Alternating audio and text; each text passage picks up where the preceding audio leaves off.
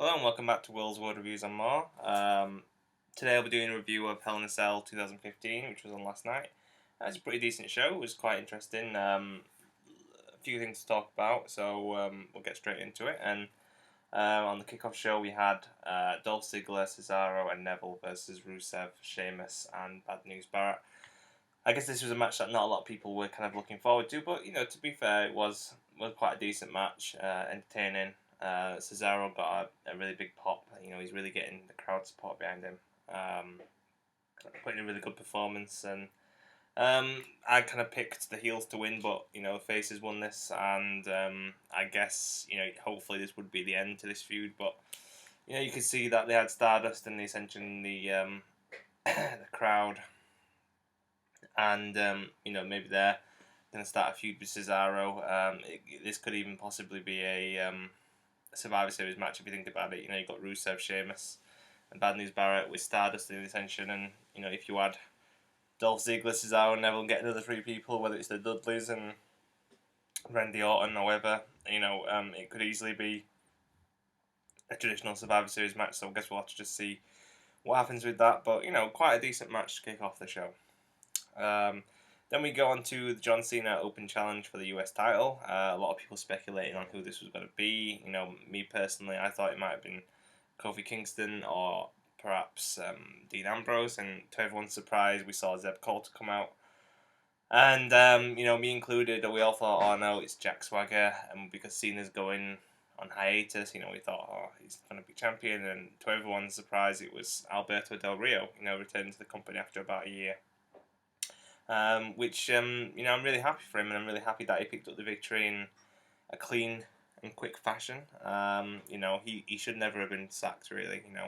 Yes, he resorted to violence, but if someone made a racial slur against him, there's no justifying that, and I'm really happy that he's returned to the company, and now he's probably going to get a really big push as a face with Cena in absence.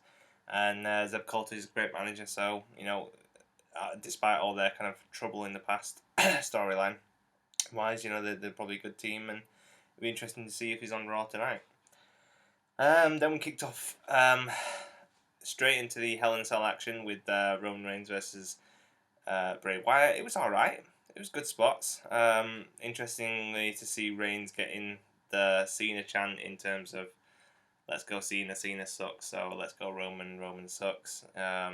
So we still got that bit of stigma. A lot of innovation from Bray Wyatt in terms of interesting things with the cell, in terms of the kendo sticks and the chair. When Taker eventually retires, which we'll get into, obviously, is you'd think Wyatt would take over the Hell in a Cell as his kind of match. Reigns wins clean, which I think everyone expected, and hopefully putting this feud to bed now. It was okay. It was nothing special and nothing technical. I think it's fair to say that Bray Wyatt is probably the better technical wrestler of the two, but this match was all about brutality and about finishing it, so there wasn't really much kind of technical wrestling involved. As for where Roman Reigns goes now, there was a bit of a promo between him and Dean Ambrose, and Dean Ambrose was saying, where we got to go now, and Reigns was saying, let's deal with that tomorrow. So I'm thinking maybe they'll have a feud between themselves for who will be the number one contender for Seth Rollins' title. I think that might happen at some point, but I think Brock is probably going to be next in line for that. So we'll see what happens on Raw tonight. New Day versus Dudley Boys for the tag titles. Everyone had Dudleys to win this, but fair play to a New Day. It was the right decision to keep the titles on them. Yes, it was through a not disqualification. It was by nefarious means with the trombone. But it was the right decision because they're really over at the moment, and they're almost getting to the point of Seth Rollins where there's a heel, but they still get a massive pop. So yeah, they may have to turn them face or split them up, but hopefully they'll keep going at the moment. And you're thinking that they're probably likely to take the titles off them at TLC because it'd be quite appropriate for the Dudleys to win their 10th tag team titles in the match that they kind of innovated with Edge, Christian, and the Hardy Boys. But yeah, it was a decent match, and like I say, the right decision. Charlotte v Nikki Bella for Divas title. No one was allowed at ringside. The apron bump that Charlotte took from Nikki was, something significant really for that Divas division. And I read this morning as well, and I agree that Nikki deserves a lot of credit for this match. She gets a lot of stick, but she did really well. But the end was expected. Charlotte picked up the victory. And then Paige and Becky Lynch came out to celebrate. So Paige looks like she's kind of rejoining PCB, but she was quite frosty with Becky, and I don't expect it to last very long. I expect a full blown heel turn from Paige pretty soon. Then we got on to Seth Rollins versus Kane for the WWE title, and if Kane loses, then Kane loses his job. It was an okay match. You're always going to get an okay match when you've got someone who's nearing the end of his career in like Kane. Some good spots from Seth even more high flying. So you building up that idea that he'll turn face. Did Kane get legitimately injured with the table spot? Who knows? Maybe that's why it ran a bit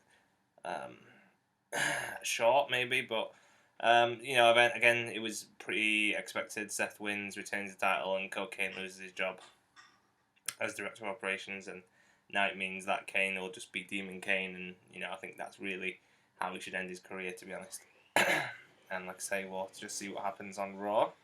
Then you had Kevin Owens versus Ryback for the IC title. Big pop for Kevin Owens. Again, another case of a heel getting over with the fans, with people cheering him. That's good prestige for the IC title in that it was second on the card from the main event. Me personally, I don't like Ryback. I just don't get him. I don't see what's about him. I think he's a good superstar for the kids to latch onto, you know what I mean? But from a wrestling point of view, wrestling ability, and even promo ability, he just lacks a lot for me, so I'm not really interested in him. Whereas Kevin Owens, you could tell when he did that promo outside with the Magic Johnson statue, just how great he is, how good his ring ability is, and just how innovative he is. And I think, as soon as Triple H gets full control of the company, you'll really see a massive Owens push, because he's a massive fan, and I think at the moment there's just a few people backstage not showing him because of his weight and because of his background, and screw them really, because they don't know what they're missing. So, but Owens now should move on to a new feud, possibly with Dean Ambrose. That'd be a really good feud. I'd really like that. I'd still keep the title on Owens personally, as much as I like Dean Ambrose, but I think Owens deserves a good run with the belt. So we'll see what happens with that. Ryback could be easily put into that, like I said, that pre-show Survivor Series match if they wanted to do that with Dolph Ziggler and Ryback joining them, so it's pretty simple where he would go. And then you had the main event, Taker v Lesnar, Hell in a Cell match. Great match, great main event. Good spots, the blood getting colour was interesting. Whether it was sanctioned or not, we don't know. And Lesnar wins with a low blow, and an F5 on the exposed ring, which was quite innovative, not seen that before. So it wasn't really clean as such, but I guess you can call it payback from what The Undertaker did to Brock twice with the low blow. And I'm hoping that this now is, they build it as the end, and I'm hoping that is the end for this feud. Pretty significant, and, for a while there, it looked like there may be a follow-up and maybe do Team Lesnar v Team Taker at Survivor Series, but, Brock walked off, he looked pretty pleased with himself. Taker looked like he was, disappointed obviously, but he was satisfied with the ending. And then the applause started, and a standing ovation. The commentators got up and standing ovation.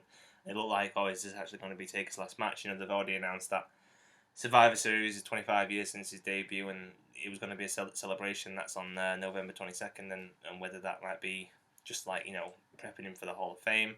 And then all of a sudden, the Wyatt thing happens, and the Wyatt family come out. So you've got Eric Rowan, you've got Braun Strowman, Luke Harper, and Bray Wyatt, and they siege on, they send on Undertaker, and beat him up, and then carry him out. So it's interesting to see where they're going to go now.